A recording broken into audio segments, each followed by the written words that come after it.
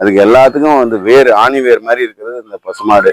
அது மூலமா வர நம்ம உணவை எப்படி நம்ம வந்து நல்ல விதமா கொடுக்கணுங்கிறது தான் அந்த இதுல நாங்கள் ஆரம்பிச்ச ஒரு சின்ன ஒரு 4-5 வருஷம் முன்னாடி ஆரம்பிச்சது இன்னைக்கு ஒரு அளவுக்கு பெரிய நிறுவனமாவே ஆயிருக்குது. இது ஒரு நம்ம குஜராத், மகாராஷ்டிராலாம் கொஞ்சம் சுற்றுப்பயணம் நம்ம இந்த ஊர் விவசாயிகள் எல்லாமே அழைச்சிட்டு போனோம். நம்ம அது போனப்பதான் அவங்க ஏன் நம்மளோட நம்ம 1,00,000 ரூபா சம்பாதிக்கிறோம்னா அவங்க 10 லட்சம் சம்பாதிக்கிறாங்க எப்படின்னு பார்த்தா அது எல்லாத்துக்குமே வந்து சீக்ரெட் இதுதான். 2000 லிட்டர் பண்றோம் ஒரு நாளைக்கு. நம்ம சுத்து வட்டாரமே இப்ப விஷ்ணுபுரமே பார்த்தா ஒரு 500 ஏக்கர் நிலம் இருக்கு. நம்ம சொந்த குடும்பங்கள்லாம் சேர்த்தாலே ஒரு 40-50 ஏக்கர், நம்ம ஃப்ரெண்ட்ஸ் அதெல்லாம் சேர்த்து இப்ப கிட்டத்தட்ட நான் ஒரு 100-120 ஏக்கரை விவசாயம் பண்ணிட்டு இருக்கோம். இருக்கையில போனதுனால முதல்ல விடுறது ஃபர்ஸ்ட் கம்பார்ட்மெண்ட் மொத்தம் கெப்பாசிட்டி 60,000 லிட்டர். இந்த டியூப் நம்ம பாக்குறோம் இல்லையா, அந்த டியூப் வந்து 60,000 லிட்டர் கெப்பாசிட்டி. ஸோ நம்ம 20,000 விடுறது வந்து முதல் பெட்டில் தான் இருக்கும். 30 × 2 60,000 இல்லையா, கடைசியில வர்றது வந்து 30 நாள் தள்ளி தள்ளி தள்ளி அதுதான் அவங்க கண்டுபிடிச்சு அதை படி கண்டிப்பா அனுப்ப முடியும். இப்போ அதாவது ஒரு லிட்டர் 50 லிட்டர் வந்து ஆக்சுவலா 50 ரூபா. இப்போ இனிஷியலா ஸ்டார்டிங் பிரைஸா நாங்க வந்து 30 ரூபாய்க்கு கொடுத்துட்டு இருக்கோம். 200 லிட்டர் வாங்கினாக்க நாங்க அங்க கொண்டு போய் டெலிவரி பண்ணுவோம் மினிமம். வணக்கம், பசுமை சாரல் அலைவரிசை உங்களை அன்போடு வரவேற்கிறது. இந்த சேனலுக்கு நீங்கள் புதிய நண்பர்களாக இருந்தால் மறக்காமல் சப்ஸ்கிரைப் பண்ணுங்கள். கூடவே கீழே இருக்கிற பெல் பட்டனையும் அழுத்துங்கள்.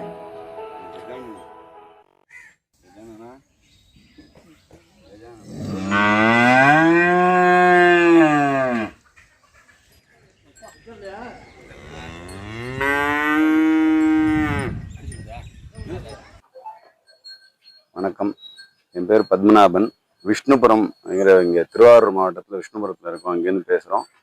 நம்ம நாட்டு பசு கோசாலை, அதாவது எல்லா விதமான நாட்டு பசு, கன்னியாகுமரியிலேருந்து காஷ்மீர் வரைக்கும் எதெல்லாம் நாட்டு பசுக்களா நம்ம பாரத தேசத்தோட பசுக்களோ அதை பராமரித்து அதுலேருந்து வர சாணத்துலேயும் கோமியத்துலேருந்து எப்படி நம்ம இயற்கையான ஒரு உரம், திரவ உரம் பண்ணலாம் அப்படிங்கிறது மெயினாக நாங்கள் வந்து யோசித்தோம். அது என்ன ஆயிடுதுன்னா, நம்ம திடமாக கொண்டு போய் நம்ம வந்து சாணத்தை கொண்டு போய் எருவா மக்க வச்சு வயலில் போடும்போது அது இருக்கிற கூலி, அப்புறம் கொண்டு போய் சேர்க்கறது, அப்புறம் அதுக்கு டிரான்ஸ்போர்ட், அங்கே விடுறது, அது பரப்புறது, அது எல்லாம் பெரிய கஷ்டமாக இருந்தது. அதனால் இது எப்படி சுலபமாக பண்ணலாங்கும் போது அதை வந்து திரவமாக கொடுக்கும்போது நமக்கு எஃபர்ட்லெஸ்ஸாக, அதாவது இந்த ரொம்ப பெரிய பிரச்சனை இல்லாமல் போய் சேர்க்க முடிஞ்சுது. அதுக்கான ஒரு இங்கே இடத்துலயே அமைச்சிருக்கோம், அது கோசாலையிலேயே. அதனால அதுக்கான தேவையானது மெயினாக என்னென்னாக்கா சாணம், கோமியம், மற்றபடி அதுக்கு ஆப்ஷனலாக எது இதெல்லாம் காய்க்கலாம் அப்படிங்கிறதும் நம்ம வந்து போட்டு பண்ணிட்டு இருக்கோம். யாரும் நமக்கு அமிர்தேஸ்வரி சாத்விக் ஃபுட்ஸ்னு, அதாவது நம்ம வந்து சாத்விகமான உணவு சாப்பிட்ணும். இப்போ எல்லாமே வந்து நம்ம எதை சாப்பிட்றோமோ என்னத்தையோ சாப்பிட்றோம், அதனால வியாதிகள்லாம் பெரிய வரதுனால எப்படி நம்ம ஒருத்தருக்கும் நல்லபடியான உணவு சேர்க்கறதுக்கு அதுக்கு எல்லாத்துக்கும் வந்து ஆணி வேர் மாதிரி இருக்கிறது இந்த பசுமாடு. அது மூலமா வர நம்ம உணவை எப்படி நம்ம வந்து நல்ல விதமாக கொடுக்கணுங்கிறது தான் அந்த இதில் நாங்கள் ஆரம்பித்த ஒரு சின்ன ஒரு 4-5 வருஷம் முன்னாடி ஆரம்பித்தது இன்னைக்கு ஒரு அளவுக்கு பெரிய நிறுவனமாகவே ஆயிருக்குது. நம்ம கோபால் அண்ணா வந்து ஒரு சிஓஓ, சீஃப் ஆப்ரேட்டிங் ஆஃபீஸராக வந்து அவர் வந்து வேலையையும் விட்டுட்டு ஃபுல் டைமாக இதை வந்து நிரந்தரமாக இந்த விவசாயத்தில் இறங்கி இந்த மாதிரி சேவையில் இருக்கணும்ன்ட்டு அவரும் வந்து எடுத்துட்டு இருக்காரு. மெயினாக இந்த இயற்கை திரவ உரத்தை பற்றி சொல்லுங்க. அதுக்கு முன்னாடி இப்போ நம்ம கோசாலையில் என்னென்ன நாட்டு மாடுகள் அப்படிங்கிறத கொஞ்சம் வருஷப்படுத்துவேன். ஏன்னா உள்ள நுழையும் போது நிறைய மாடுகள் வச்சிருந்தீங்க, எனக்கு பிரமிப்பா இருந்துச்சு. அதனால என்னென்ன மாடுகள் இருக்கு அப்படின்னு சொல்லிட்டு நம்ம இருக்கிற இடம் தஞ்சாவூர் ஜில்லான்னு சொன்னோன்னா, பழைய தஞ்சாவூர் ஜில்லா அப்படின்னு தஞ்சாவூருக்குன்னே ஒரு பிரத்யேகமான ஒரு வெரைட்டி என்னென்ன இனம் எதுன்னா உம்பளச்சேரி. முதல்ல நாங்கள் வாங்கினது 2 உம்பளச்சேரி பசுமாடு. அது வருஷம் அதுவாகவே கண்ணு போட்டுரும். நம்ம வந்து பெருசா பராமரிக்கணுங்கிற அவசியம் கிடையாது. ஸோ உம்பளச்சேரி இனம் இருக்கு. அதே மாதிரி எல்லாம் பார்வைக்கு அழகா இருக்கு. 20-25 100 அந்த கோசாலையிலும் நெக்குப்பையிலையும் ஒரு 25 ஒரே இடத்துல ஒரு 100க்கு மேல இருந்தா பராமரிக்கிறது பெரிய சிரமமா போகுது. ஏன்னா வியாதியை கண்ட்ரோல் பண்ணணும் நம்ம, அதுக்கு வந்து ஏதாவது ஒரு வியாதி வருது, அதனால பிரிச்சு வச்சிருக்கோம். வயல் பக்கத்துலயே அங்க வச்சுட்டோம். அதுல 20-25 உம்பளச்சேரி வயல் அப்படியே அதுக்கு கொண்டு போடுற மாதிரி அங்க ரெடி பண்ணி வச்சுருக்கோம். கிர் மாடு இருக்கு, ஷாஹிவால் இருக்கு, தார்பார்க்கருங்கிற நம்ம ஹரியானால அந்த தார்பார்க்கர் இருக்கு. ராத்தி, ராஜஸ்தானுக்கு அது ஒரு ஃபேமஸ் ராத்தி. ரெட் சிந்தி பால் நல்லா கொடுக்கும், அது ரெட் சிந்தி இருக்கு. ஷாஹிவால் தான் சொன்னேன். ஒரு காங்கிரீஜ்னு ஒரு மாடு, அது கொம்பு நல்லா பெருசா இருக்கும். அதே மாதிரி நம்ம காளைகளும் நம்ம அதுக்கேற்ற மாதிரி ப்ரீடிங்க்கும் இங்கே ஊசி போடாம இங்க இருந்து டைரக்டா அது breed இப்போ வந்து நம்ம கோசாலையில மாடுகள் இவ்வளோ மாடுகள் வச்சிருக்கீங்க. இது வந்து பால் என்ன பண்றீங்க, சாணத்தை கோமியத்தை என்ன பண்றீங்க? பாலை வந்து ஒரு நாளைக்கு பெருசா ஒன்றும் நம்ம பால் ஃபோக்கஸ்டா நாங்க போல. டைரி ஃபார்மா வச்சிருக்கோம், அதுக்கு நிறைய பேர் இருக்காங்க. அது பால் மட்டும்தான் இல்லை, பாலை வச்சுதான் நம்ம மாட்டை பார்க்கறதுனாலதான் நம்ம வந்து மாட்டையே பராமரிப்பு விடுறோம். மாட்டோட பராமரிப்பு அதுல போயிடுறது. அதனால அதுக்கு குறைச்சலா தீவனம் போடுறது, நிறைய கறக்குறது, அந்த மாதிரிலாம் அதை வச்சுக்காம மாடை சம்ரட்சணமாவே பண்ணிட்டு இருக்கோம். அதுல வந்து பாலை பேஸ் இல்லாம அதை வந்து அதுல இருந்து எடுத்து வரக்கூடிய பால்ல நாங்க நெய்யா உற்பத்தி பண்ணி தந்துட்டு இருக்கோம். சரி, சாணத்தை கோமியத்தை என்ன பண்றீங்க? சாணத்துக்கு கோமியத்துக்கு தான் இந்த இது வரைக்கும் எருவா போட்டு கொடுத்துட்டு இருந்தோம் நம்ம வயல்ல. எருவா கொண்டு போகும்போது தான் அந்த சொன்னேன் இல்லையா, அது மாதிரி டிரான்ஸ்போர்ட்லாம் பிரச்சனை வருதுங்கிறதுனால அதை வந்து திரவமா சாணத்துல வந்து, அதாவது 1 கிலோ சாணத்தை எடுத்தோம்னா 2 லிட்டர் கோமியத்தை ஊற்றி கலக்கிடுறது. முன்ன அதாவது ஜீவாமிர்தம் பண்ணுவோம் இல்லையா, ஜீவாமிர்தமோ அமுதக்கரைசலோ பண்றதுல அது மேனுவலா ஒவ்வொரு இதையும் நம்ம பண்ணி பண்ணி எடுத்து கொண்டு போய் சேர்க்கறதுங்கிறது ஒரு பெரிய டாஸ்காவே இருந்தது. இது ஒரு நம்ம குஜராத் மகாராஷ்டிராலாம் கொஞ்சம் சுற்றுப்பயணம் நம்ம இந்த ஊர் விவசாயிகள் இல்லாமல் அழைச்சிட்டு போனோம் நம்ம. அது போனப்பதான் அவங்க ஏன் நம்ம 1 லட்ச ரூபா சம்பாதிக்கிறோம்னா அவங்க 10 லட்சம் சம்பாதிக்கிறாங்க எப்படின்னு பார்த்தா, அது எல்லாத்துக்குமே வந்து சீக்ரெட் இதுதான். அவங்க என்னன்னா எதையுமே வந்து திடப்பொருளா யூஸ் பண்ணல, எல்லாமே திரவமாக்கிறாங்க. திரவமாக்கினா கொண்டு போறது ரொம்ப ரொம்ப சுலபமா இருக்கு. அவங்க எல்லாம் அங்கங்க செட் பண்ணி வச்சிடறாங்க, ட்ரம்ல அழகா வச்சு போரோட இணைச்சு வயல்ல 100க்கு 100% போய் சேர்ற மாதிரி பிளான் பண்ணி வச்சிருக்காங்க. அதுதான் அவங்களோட சீக்ரெட்னு தெரிஞ்சுன்னா அதை முதல்ல பண்ணோம். 1 கிலோ சாணத்துல 2 லிட்டர் கோமியத்தை கரைக்கிறது, அதுக்கு மேல நம்ம ஒரு 1/4 கிலோ வெல்லத்தை போடுறது. நம்மள்ட்ட இப்ப நிறைய நெய் எடுக்கிறதுனால மோர் கிடைச்சிருது, பசு நல்ல நாட்டு பசு மோர், அந்த மோரையும் அதுல விடுறது. அதுக்கு மேல கிடைக்கிற காய்கறியிலேருந்து வர குப்பைகள், காய்கறி குப்பை, காய்கறி கழிவுகள், பழங்கள் சேர்க்கலாம். அதை தவிர ஒரு பஞ்சகவியமும் பண்ணி அதை தனியா சேர்க்கலாம். அது மாதிரி பண்றதுனால என்ன ஆயிடும், அது டியூப்ல நம்ம எல்லாத்தையும் சேர்த்து ஒரு நாளைக்கு 2000 லிட்டர் டெய்லியே வர மாதிரி அதை பண்ணியாச்சு. ஈயம் கரைசலும் அதுல இருந்து பண்றோம். அரிசி எப்படியும் களையிறோம், மோர் கிடைக்கிறது. ஸோ அதனால ஈயம் கரைசலும் அதை தயார் பண்ணி அதில் விட்டுருவோம். இதுக்கு பேர் நுண்ணுயிர் கரைசல். ஸோ இந்த பசுமாட்டு கோமியத்துலேருந்து சாணத்துலேருந்து நுண்ணுயிர் கரைசல் தான் பேர். தொல்லுயிர் கரைசல் எது சொன்னாலும் அதுல இருக்கு. சரி, இந்த நுண்ணுயிர் கரைசலை இப்ப நம்ம பண்ணல ஒரு நாளைக்கு எத்தனை லிட்டர் உற்பத்தி பண்றீங்க?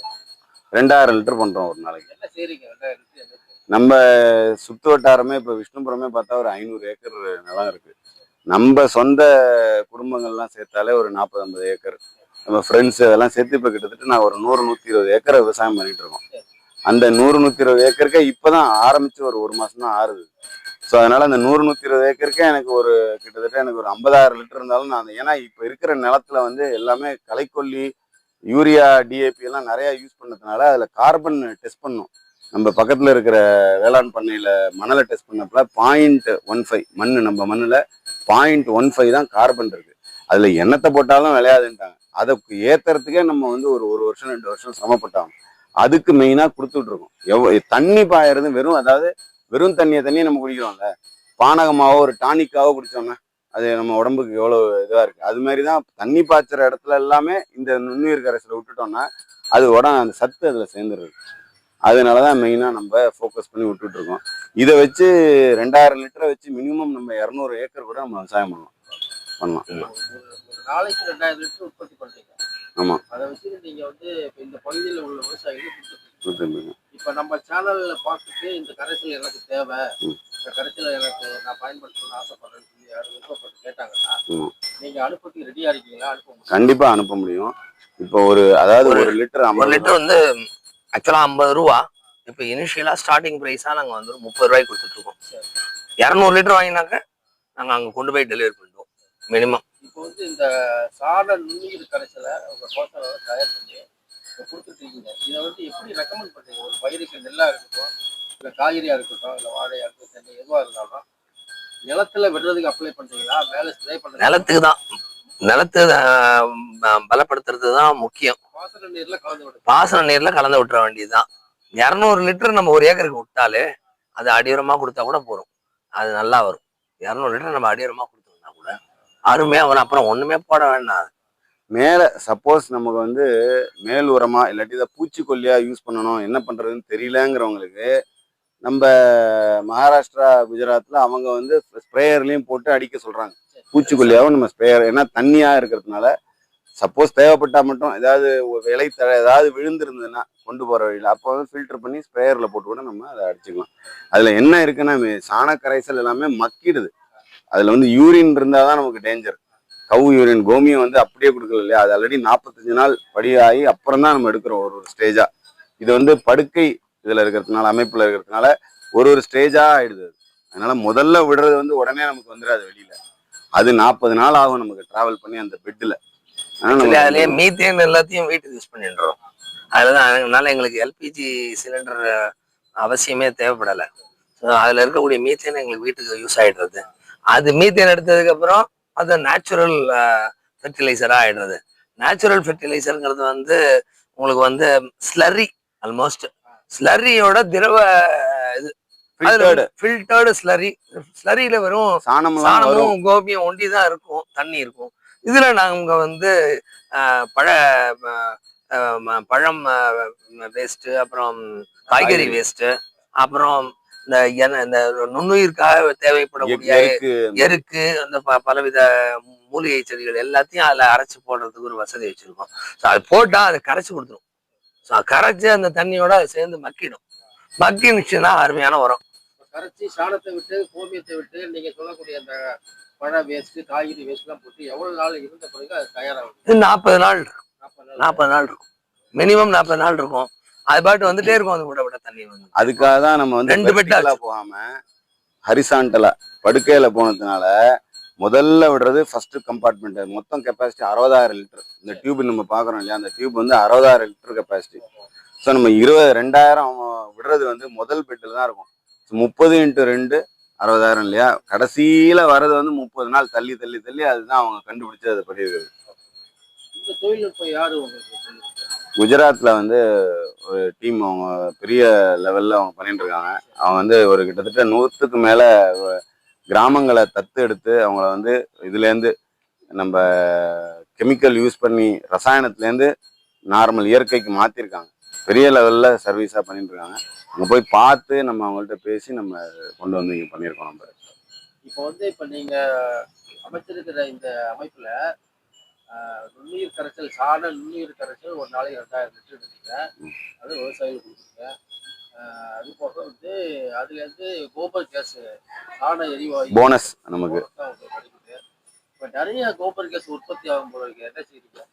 இப்போ அதுதான் இப்போ அடுத்தது கட்டத்துக்கு யோசிச்சுட்டு இருக்கோம். இப்போ வந்து நம்ம வீடு மட்டும் யான் பெற்ற இன்பம் பெருக வைகம்ங்கிற மாதிரி நம்ம வீடு மட்டும் வச்சுக்கூடாதுன்னு பக்கத்து வீடு பொதுவாக 4 வீட்டுக்கு கொடுத்தாச்சு. இப்போ போக போச்சுன்னா என்னன்னா, அந்த சப்ளை கொஞ்சம் ஹெவியாக இருந்ததுன்னா கிராரம் முழுக்க கொடுத்துடலாம், இந்த தெரு முழுக்க நம்ம கொடுத்துடலாம். அது கொஞ்சம் பார்த்துட்டு இருக்கோம். அதை ஏதாவது சேமிக்க முடியுமான்ட்டு அடுத்த கொஞ்சம் ஆராய்ச்சி பண்ணிட்டு இருக்கோம். சேமிக்க முடிஞ்சதுன்னா நமக்கு வந்து அது இந்த அப்ரூவல்லாம் வந்ததுனாக்கா நம்ம வந்து சிலிண்டருக்கு பதிலாகவே அதை யூஸ் பண்ணுற மாதிரி பண்ணலான்ட்டு பண்ணிட்டு இருக்கோம். அது இந்த சாண நுண்ணுயிர் கரைசல் நீங்கள் தயார் பண்ணி நீங்களே பயன்படுத்துறது விவசாயிகளுக்கு கொடுக்குறீங்க. இதை எந்த ஆய்வு மையத்திலேயாவது இப்போ கொடுத்து பரிசோதனை பண்ணீங்களா? எந்த ஆய்வு மையத்தில் கொடுத்தீங்க? கோயம்புத்தூர்ல கொடுத்துருக்கோம். கோயம்புத்தூர் பல்கலைக்கழகத்தில் கொடுத்து அதோட ரிசல்ட்டையும் வாங்கி வச்சிருக்கோம். எல்லாம் நல்லா இருக்கு, எல்லாமே நல்லா. அதுல வந்து NPK இருக்கு, மேஜரா நுண்ணூட்டம் பேரூட்டம் ரெண்டுத்துக்கும் உண்டான கண்டென்ட்ஸ் எல்லாமே நல்லா இருக்கு, தேவையான அளவு.